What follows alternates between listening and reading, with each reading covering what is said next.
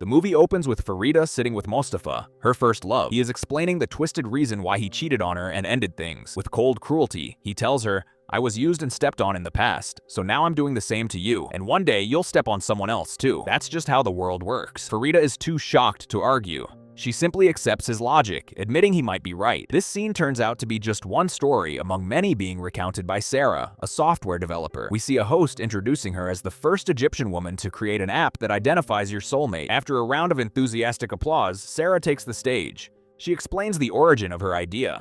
She was someone who always dreamed of finding lasting love. She studied every theory, including the 7 stages of love, HEPTA. She followed the rules perfectly, scoring a 10 out of 10, but it still ended badly. This convinced her that our current era is different. Even the way we love has changed. This led to her invention, an application that evolves the concept of choosing a partner. Here's how it works. You download the app and input your preferences. Based on this data, the program creates a virtual avatar. You can video call this avatar anytime, and it stays with you throughout your day. Thanks to AI, the avatar learns from your reactions and evolves until it embodies the perfect personality for you. Once that's achieved, the app matches you with a real person who is a 98% match to that avatar. Sarah reveals, with a hint of sadness, that her program has made 6 groundbreaking discoveries. These findings prove that platonic love, or the old HEPTA, rules no longer apply. To explain her theory, she presents 3 real-life stories alongside her own personal experience with the app. We dive into the first story. A young woman named Rana follows the sound of a harmonica playing. She finds a young man, Adam, sitting alone.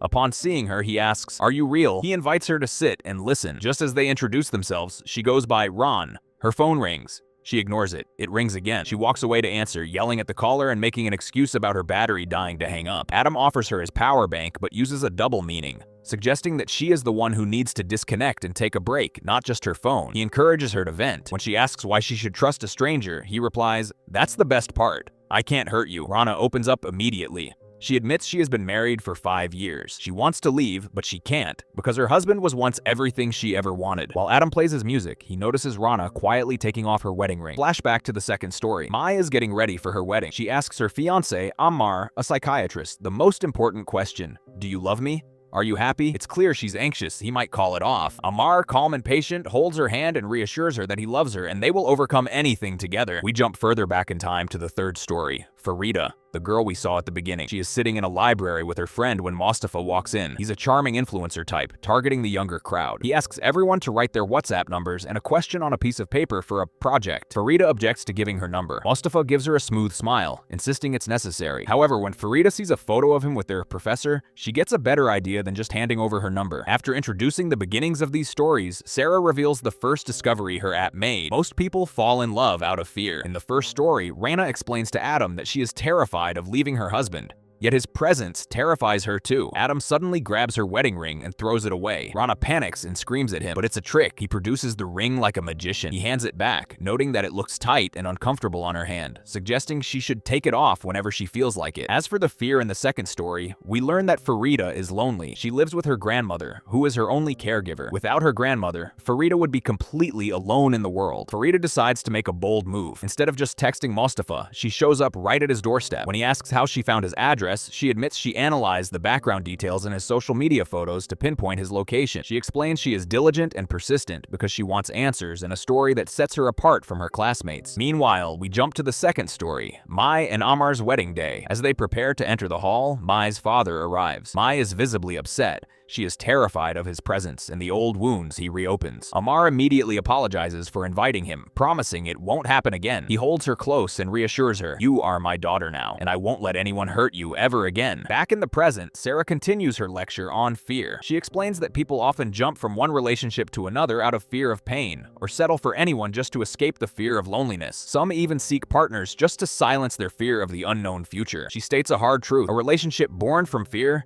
can never end in true love. She then introduces her second discovery: there is no such thing as constant love. We return to Farida and Mostafa. 3 months into their relationship. Farida breaks tradition and confesses her love first. The happy moment is cut short by a phone call. Her grandmother is in the hospital. Mustafa rushes there with her. While he acts the part of the supportive boyfriend, there's a look in his eyes that suggests a hidden agenda. He is playing a role perfectly to get something he wants. Mustafa even brings his mother to the hospital to support Farida. When asked about her family, Farida explains her mother passed away and her father works abroad. It's usually just her and her grandmother, with an aunt visiting occasionally. Mustafa comforts her, promising that his mother will look after her grandmother so they can focus on us. We cut to Adam, who is stuck in a meeting with his lawyer and his ex-wife, who used to be his manager. She is controlling and dragging him through legal battles out of possessiveness. After she leaves, Adam heads to a friend's seminar where he runs into Rana again. They bond over a weird concept they coined the flush. The idea is simple. Rana can vent all her problems and then pull the chain to flush them away as if they never happened. Rana asks why a man would listen and help her for free. Adam explains that helping others makes him feel cleansed inside. Rana decides to join him for the seminar. On the way in, they set ground rules. Absolutely no romantic feelings. After all, she is a married woman, and morals matter. Adam assures her she has nothing to worry about. In the third story arc, Amar sits alone on his honeymoon, waiting for Mai to finish chatting with a male colleague. When she finally joins him, she doesn't mention the interaction at all. Even though Amar is clearly bothered, he makes a passive-aggressive comment about counting 112 umbrellas while waiting for her. Later that night, Amar confronts her. He reminds her that their relationship is supposed to be different, transparent enough that they share phone passwords and backgrounds. He brings up the morning incident again. Mai finally admits it was Hanny, an old college friend. She apologizes and promises it won't happen again. Back in the present, Sarah is mocking the "I can fix him" mentality. Suddenly, a man in the audience interrupts her. He questions the necessity of these stories if her app is so perfect. He hits her with hard math. You said 3 million downloads and only 1 million matches. That means 2 million people fell in love with an illusion. He challenges her directly. How can someone who doesn't believe in love teach people how to find a soulmate? The host steps in and introduces the heckler as Osama, a famous composer. He invites Osama up to the stage to debate Sarah regarding their conflicting views on love. Osama takes the stage and launches into a passionate speech about his belief in true love. He expresses his frustration with the growing cynicism around it. He turns to Sarah, challenging her. If you don't believe in love, how can you promise people they'll find it? Sarah counters immediately, clarifying that she doesn't promise love. She promises a compatible life partner based on precision, analysis, and research. She insists that once compatibility is established, love will naturally follow. Osama mocks her, pointing out that matchmakers have existed for centuries and people manage just fine without an algorithm. Sarah takes the hit, agreeing to call it a digital matchmaker if he likes. She asks what his real issue is. Osama explains, "The problem isn't the name. The problem is that there's no such thing as simply loving the right person. What if I love someone who doesn't love me back? What if I fall in love when I'm not ready? What if I love someone who is terrible for me, but I can't help it?" He challenges her to explain how a cold, emotionless program can solve the chaos of human feelings. Sarah retorts that he is addicted to chasing the impossible, a glutton for heartbreak. She turns to the audience, issuing a challenge. Would you rather have a passionate story that ends in pain or a partner who brings you peace and a stable life? Sensing the crowd might be leaning her way, Osama fires back. Do all the couples matched by your app actually stay together? Sarah admits no, but she justifies it by saying those who break up often return to try again because people change. The debate heats up, losing its civil tone. Sarah steps closer to Osama, getting emotional. She reminds him that the kind of love he advocates for destroys people. When they fall, they don't get back up, and if they do, they ruin the next person they meet. To cool things down, we dive back into the stories. We revisit Farida, who innocently asks Mustafa if every girl he meets gets introduced to his mother. She seems to have forgotten she was the one who pursued him. Mustafa opens up about his first love, painting a picture of perfect happiness until she suddenly got engaged to someone else without warning. Farida, deeply empathetic, looks at him with a promise in her eyes to heal his past. They enjoy a period of romance until, on her birthday, Mustafa visits her home. He shows her a video of her grandmother sending birthday wishes, filmed by his mother who is caring for her. In that tender moment, everything shifts. He proposes unofficially, with a necklace and a ring just between the two of them. Meanwhile, Amar and Mai's story takes a sharp turn. Amar comes home to find multiple positive pregnancy tests on the table. Mai is visibly anxious and scared of motherhood. Amar tries to reassure her, leveraging his background as a psychiatrist to promise he will support her mentally and emotionally. But Mai surprises him with her fears about her career and the good days they haven't lived yet. "Didn't we agree to wait a year?" she asks. Amar senses she might be considering abortion, but decides to suppress his anger. He dismisses her career concerns, calling her job a hobby rather than a career, and insists that a baby will only make their good days better. Later, while shopping for the baby's room,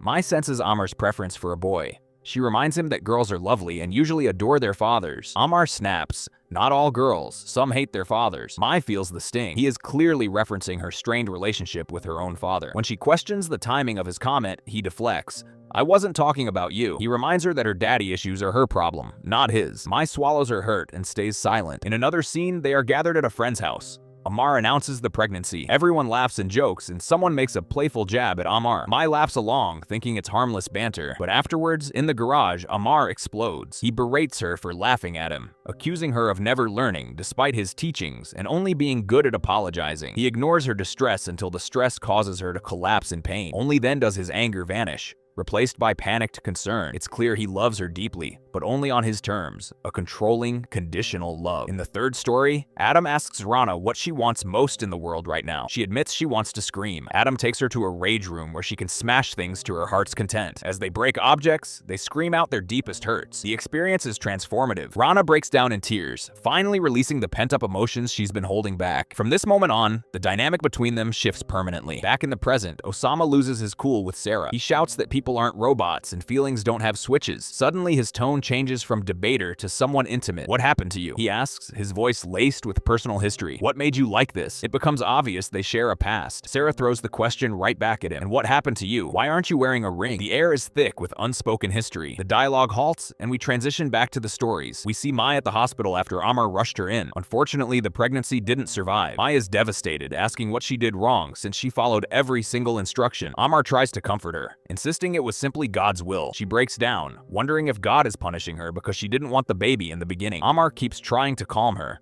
assuring her it just wasn't written for them. Days pass, and Mai remains miserable, unable to move on. Amar walks into the nursery they had prepared and finds her sitting on the floor in grief. He tells her he can't stand watching his wife drift away like this, so he's going to dismantle the room because she'll never forget as long as it exists. She stops him, demanding he treat her like a normal human being instead of constantly practicing his therapy on her. He admits he's hurting too, and insists that once she recovers, she'll thank him. He then leaves her alone. From that moment, Mai changes completely. In fact, all the stories begin to shift. Even Mustafa isn't as welcoming of Farida's presence as before, while Adam and Rana's mutual attraction becomes undeniable. Back in the present, Sarah explains that this was the fourth discovery. Osama tries again to convince her she's living in an illusion with a virtual character, especially since she's been talking to an avatar for 3 years. But Sarah ignores him and moves straight to the fifth discovery. We see Adam entering his house, only to be surprised by his ex-wife waiting for him. She tries to get close, begging to reconcile and reminding him they were a perfect power couple with 100% compatibility. She even jokes that her friends call her pathetic for still chasing him. Adam ignores everything she says and does. He gets up to open the door for Rana, and as soon as she walks in, his ex-wife's jealousy is obvious. The ex-wife tries to mark her territory, hinting to Rana that she and Adam are destined to get back together. She tries to get Rana on her side, complaining that Adam is stubborn even after she protected his money and built a studio for their future. It's a desperate move that backfires. Adam gets a phone call and excuses himself, leaving the two women alone.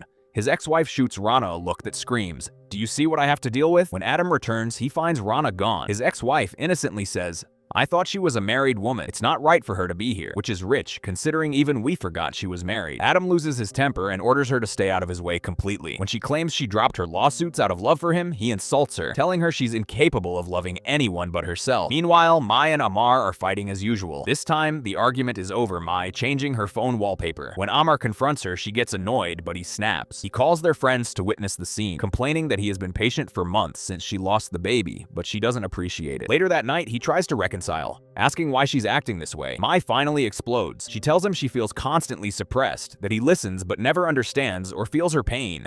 She admits she feels like she's walking on eggshells because he treats her like a naughty schoolgirl. She walks away mid-conversation, so he throws a vase against the wall to terrify her into stopping. When she does, he starts weaponizing her insecurities, reminding her he put up with her infertility, her family trauma, and her past relationship. Mai leaves without saying a single word. As for Farida, she drops her phone in Mustafa's car. When she picks it up, she spots an earring on the floor. Her expression makes it clear. She knows exactly who that earring belongs to. This is the fifth discovery in love. Feelings have an expiration date. Unfortunately, they don't always expire for both people at the same time. Mai decides to go to her father to fix the broken parts of her life instead of letting her husband use them against her. She pours her heart out, accusing him of never listening when her mother was sick and abandoning her when she lost her baby. She is shocked when he reveals that he tried to visit her multiple times, but her husband prevented him. He explains he loved her mother so much he couldn't bear to see her fading away in a hospital. He then brings out a box and explains his life philosophy. Every time someone upsets him, he writes it down. He weighs the good against the bad, and if the bad outweighs the good, he cuts that person out of his life forever. Mai leaves her father's place and immediately calls her husband, asking if her father ever actually came to the hospital. Back in the present, Sarah explains that in every relationship, each person wants something specific from the other. Some want to escape their parents' house and mistake marriage for freedom. Others want someone to tolerate them no matter how toxic they are. And some see it as a straight exchange. This for that. This leads us directly to the sixth discovery: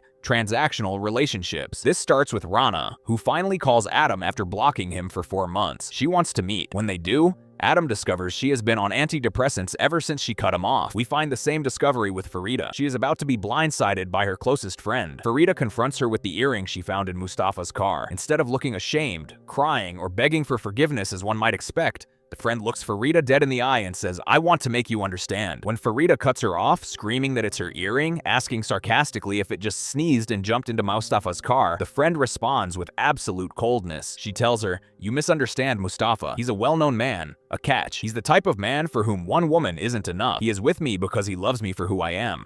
He tells me everything, but with you, he's only with you out of pity." Farida breaks down. This was the person she planned to run to for comfort after discovering the betrayal. The last person she ever suspected. She asks, "How could you?" Before storming out, she goes home and deletes everything related to both of them, her best friend and her husband. Back in the lecture, Sarah explains that in the end, all that remains are broken hearts, whether it's the one who left after suffering too long or the one who got left behind, unprepared for the shock. We see this with Farida. Instead of Mustafa apologizing, he tries to justify his actions as merely doing his duty and following tradition. In Mai and Amar's story, after she asks for a divorce, she comes home to find a surprise. Amar is there with flowers, crying and begging her not to leave him because he can't live without her. He offers her a ring, proposing they start over as if they are getting married for the first time. In Rana's story, she asks Adam if he sees her as a cheater. He tells her no. He just sees a woman who has been suppressed. She finally breathes a sigh of relief and tells him she receives her divorce papers tomorrow. She admits she's anxious. Even though she wanted this step, it feels strange. Adam manages to calm her down by playing a new melody for her. He claims she is the reason he's composing again after a long hiatus, though honestly it's a miracle she doesn't get a migraine hearing that loud instrument in such a tiny room. Suddenly, Rana starts having flashbacks. She remembers her wedding day, but in the memory, the bride is actually Mai. She remembers her teenage years, but in the memory, she is Farida. Finally, she snaps back to reality with Adam, and we see that she is actually Sarah, Mena Shalabi. She looks at Adam in devastation. This is the twist. All these stories were just reflections of Sarah's own past relationships. Adam tries to get close to her, but she pushes him away, accusing him of trying to ruin her. She reminds him that he turned out to be just like everyone else,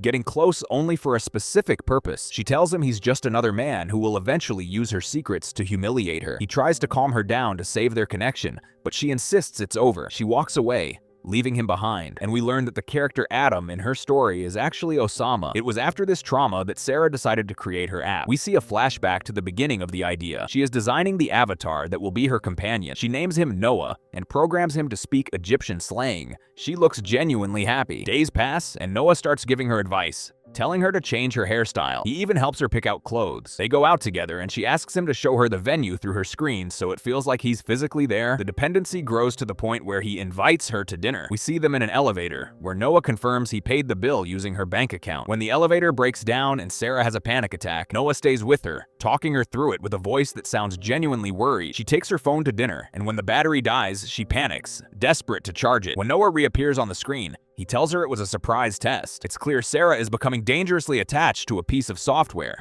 In fact, Noah becomes more useful than a real human. One day, he detects via her smartwatch that her pulse is weak and her oxygen is dropping. Before he can finish warning her, she faints. Noah immediately calls an ambulance through her phone, but he doesn't stop there. He calls her brother since he has access to her contacts, and he also calls Adam, who is actually Osama, listed as a best friend. We return to the present lecture. Sarah asks Osama why he is speaking to her this way. Osama decides to expose the truth in front of everyone. He reveals that he is the real-life Adam from her stories. He pulls out his phone and shows the audience that the avatar he has been talking to is Sarah. He reveals that he tested her app and discovered a flaw. It doesn't match you with the right person. It matches you with the person you want to see. In front of the entire crowd, he confesses his love for her. Sarah is humiliated and storms off the stage. Osama follows her. Before he can speak, she attacks him, telling telling him he's just like every other man. When he couldn't win her over with words, he decided to expose her secrets publicly. Osama tries to defend himself, insisting he isn't like Mustafa or Ammar, but she screams that he is worse. Osama admits he was wrong to confront her on stage, but explains he lost his mind because he couldn't believe she was in love with an app. He laughs bitterly, telling her, "I'm jealous of Noah, Sarah. I'm jealous of an application." He advises her to stop playing the victim and to learn from her failed relationships instead of letting them build a wall between her and life. But Sarah is too stubborn. She kicks him out. As a last resort, Osama begs her to just ask Noah for the truth, then he leaves. Alone, Sarah talks to Noah. The AI tells her that Osama is right about everything. He confirms that Osama is actually her perfect match and asks her to press the final button to see her true partner. He explains that there is no reason for her to spend 3 years talking to an avatar. Sarah looks heartbroken at the thought of deleting Noah, but he reminds her he is just a virtual character. Terrified of losing him and finding no one else, she hesitates. But finally, she gathers the courage to delete him so she can meet her real love. 3 years later, we see Sarah with Osama. So, all that drama for nothing. In the final scene, Sarah visits a picture of Majid Al-Kedwani, the lecturer from the first movie, and we realize she is his daughter. This is why she continued his legacy with Hepta 2.